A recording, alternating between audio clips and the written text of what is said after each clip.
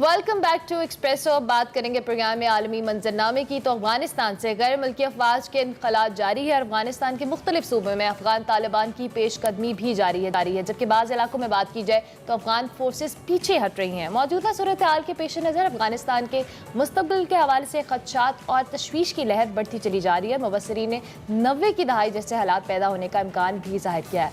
America को इनखला के बाद अफगानिस्तान की सूरत हाल की निगरानी के लिए हमसाया मुल्कों में फ़ज़ाई अड्डों की ज़रूरत है और इस हवाले से एक बार फिर पाकिस्तान पर दबाव बढ़ाया जा रहा है। लेकिन वज़ीर आज़म इमरान खान ने एक बार फिर दो टोक अल्फाज में वाज़ेह कर दिया कि अमेरिका को किसी सूरत अड्डे नहीं दिए जाएंगे। दिलचस्प सूरत हाल है। दूसरी जानिब मकबूजा कश्मीर की सूरत हाल पर बात करें तो बड़ी डेवलपमेंट्स उधर भी सामने आ रही हैं। मोदी सरकार कश्मीरियों के अज़्म और इस्तक़लाल के सामने सरेंडर करती नजर आती है और कश्मीर की खुसूसी हैसियत की बहाली समेत दीगर मसाइल के हल के लिए 24 जून को ऑल पार्टीज कॉन्फ्रेंस बुला ली गई है।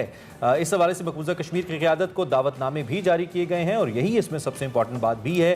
क्या मकबूजा कश्मीर की क़यादत, कुछ मुबस्सिरीन का ये कहना है कि ये गिमिक्स हैं, नहीं इसमें शामिल होना चाहिए मकबूजा कश्मीर की क़यादत को। लेकिन इस सारी सूरत हाल पर हम ज़रा बात कर लेते हैं।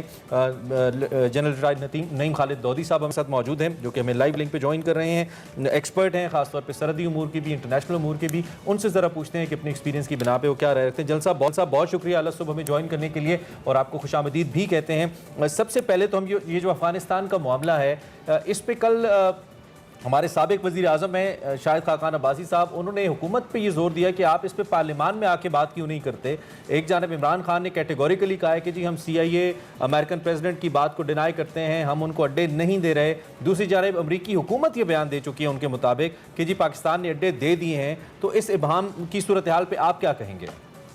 जी, पहले तो मेरा ख्याल है कि अब वहाँ नहीं रहा, क्योंकि जो लास्ट इंटरव्यू वज़ीर आज़म का आया और अब वो तफसील से आ गया है जिसमें उन्होंने अफगानिस्तान की सूरत हाल का बिल्कुल तफसील से जिक्र किया है, इस्लामोफोबिया का जिक्र किया है, कश्मीर का जिक्र किया और सारी चीज़ें कवर की हैं। वो मुकम्मल इंटरव्यू भी आ गया है। लेकिन मैं खाकान अब्बासी साहब की इस बात से एग्री करता हूँ कि ये इतना अहम मसला है कि इसको ऐवान में लेकर आना चाहिए और वहाँ पर इसके ऊपर बहस होनी चाहिए। लेकिन अगर हम देखें कि अवाम की जो सूरत हाल है, जब ये लोग इकट्ठे होकर बैठते हैं तो बात तो कुजा वहाँ तो मेरा ख्याल है कि कोई थोड़ी देर के लिए इकट्ठे बैठना भी बहुत मुश्किल नजर आ रहा है, जो बड़ी एक अफसोसनाक बात है। अनफॉर्चुनेट बात। मेरा अपना ख्याल ये है कि जिस तरीके से चीज़ें बढ़ रही हैं अफगानिस्तान में, ये बिल्कुल एक कुदरती डायरेक्शन में जा रही हैं। ये मुझे इस बात की समझ नहीं आती और आप भी इस बात पर ज़रूर गौर करें, हमारे नाज़रीन भी इस बात पर गौर करें कि एक ताकत थी जिसने कब्जा किया हुआ था एक मुल्क के ऊपर,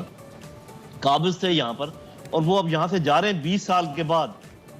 20 साल के बाद जब जाने लगे हैं तो एक ववेला उठ खड़ा हुआ है कि जी आप एक वैक्यूम छोड़ के जाएंगे, आप जल्दी जा रहे हैं। अरे भाई, 20 साल के बाद जाना जल्दी जाना होता है। एक तो ये बात। फिर ये है कि ये जो 20 साल में अमन नहीं ला सके, इनकी आपस में बात नहीं करा सके, अभी हम कह रहे हैं जाते जाते आप मेहरबानी करके ये काम करके जाए। भाई, उनका ना नियत थी ये काम करने की, ना अहलियत है ये काम करने की, और ना वो अपनी मर्जी से जा रहे हैं।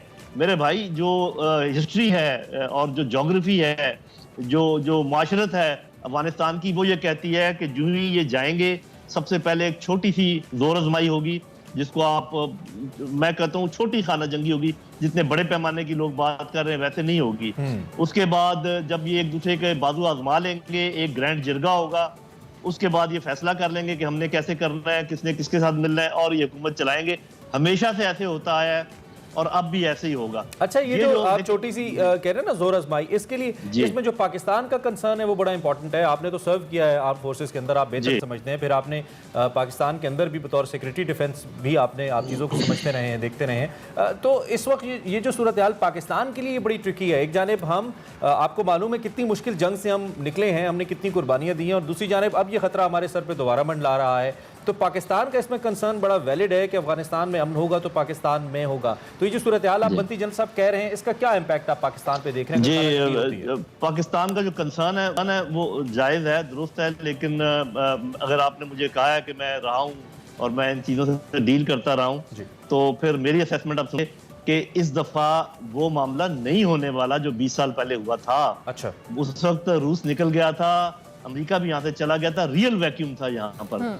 और फिर ये है कि हुआ ये कि पाकिस्तान ने अनफॉर्चुनेटली और ईरान ने कुछ लोगों की साइड ले ली और वहां पर एक खाना जंगी को हवा देनी शुरू कर दी। इस दफा ईरान के साथ भी बातचीत हुई है, जो तालिबान है उन्होंने भी सबक सीखा है, जो इर्द गिर्द के नेबर्स हैं उन्होंने भी सबक सीखा है। और जब अमेरिका जा रहा है तो यहाँ पर चीन भी मौजूद है, यहाँ पर रूस भी मौजूद है, Iran, Pakistan, central Asian countries मौजूद है और सबने अपने अपने सबक सीखे हैं मेरे भाई। और पूरा वो आपको पता है फेंस भी लगा हुआ है, हालात बहुत बेहतर है, वो काम नहीं होने वाला। हाँ अलबत्ता जब जा रहे हैं, जो दबाव है पाकिस्तान में, जब हमने इनकार कर दिया अड्डों पे, जो दबाव आ रहा है अमेरिका से, वो एक अलग चीज है। वो एक तो ये आ रहा है, आप देख रहे हैं कि बलूचिस्तान में इधर आजकल शहादतें हमारी ज्यादा हो रही है, इसलिए कि वो हमें ये बावर करवाना चाह रहे हैं एग्जैक्टली जो चीज आपने जिसका जिक्र किया है कि जी अमरीकियों के जाने के बाद तो यहाँ एक फतूर हो जाएगा। ठीक है, ठीक भाई वो जाएंगे तो यहाँ पर अमन का अमल शुरू होगा, जितनी जल्दी चले जाएं उतना अमन का अमल जल्दी शुरू होगा। तो इसका मेरा ख्याल इतना बड़ा खदशा नहीं है जितना लोग इज़हार कर रहे हैं। सब जिस तरह से अभी हम बात भी कर रहे थे कि वजीर आजम इमरान खान साहब का जो इंटरव्यू आया उसमें बड़ा क्लियर कट कहा कि हम फजाई अड्डे नहीं देंगे। तो अगर प्रेशर आ भी रहा है और इनकार भी किया जा रहा है तो अमेरिका के पास इसका मुतबादिल रास्ता क्या होगा? जी देखें, सेंट्रल एशिया में तो एक दो मुल्कों ने इनकार कर दिया है क्योंकि वहाँ पर रशियन इन्फ्लुएंस काफ़ी है। अब ले दे के रह जाता है हिंदुस्तान, और हिंदुस्तान में जो इलाका सबसे सूट करता है अमेरिका को वो है मकबूजा कश्मीर, और वो चीज़ें सामने नहीं आ रही। सामने वही आ रहा है जो कि आप और हम बात करते रहते हैं। ऐन मुमकिन है कि वहाँ पर कोई ऐसा अड्डा लें, लेकिन हिंदुस्तान जो है ना हमारी तरह जल्दी मानने वाला मुल्क नहीं है। बेशक वो उनका हलीफ है, मेरा ख्याल है उनको वहाँ दिक्कत पेश आएगी उनको मनवाने में। तो देखते हैं कि सबसे आसानी से इस इलाके में जो मानने वाला मुल्क था वो हम ही थे, और वो इस दफा इनकार की वजह से अभी अमेरिका को जरा प्रॉब्लम हो रहा है। लेकिन ये मैं आपको बता दूं, इसका जो है ना बैकलैश आने वाला है FATF, IMF, world bank, middle eastern countries, और अभी जो कुछ अफगानिस्तान की तरफ से हो रहा है, इसके लिए हमें तैयार होना पड़ेगा। जब आप पंगा लेते हैं इतनी बड़ी सुपर पावर से, तो फिर आपको ये भी देखना पड़ता है कि आगे से इसका क्या हमें चीजें सामना करनी पड़ेगी। लेकिन खान साहब बीइंग प्राइम मिनिस्टर चूंकि थोड़े वोकल भी ज्यादा हैं, तो इसका भी शायद थोड़ा सा लेकिन इसके मुकाबले में आप इसके मुकाबले में देखें कि जो हमारे इंटरेस्ट हैं, CPEC, China, Russia, central Asian countries और ईरान, तो मेरा ख्याल है कि हमने अच्छा फैसला किया। हमारे दूरदराज इंटरेस्ट जो है वो इसी पे ज्यादा किया, और हम पहले उनके हक में फैसला करके जनरल साहब नुकसान उठा भी तो चुके हैं ना, उसको भी तो हम देख चुके हैं। खैर आगे बढ़ते हुए ये जो आपने बड़ा इंपॉर्टेंट पॉइंट जिसकी जानिब आपने हमारी तवज्जो मोड़ दी है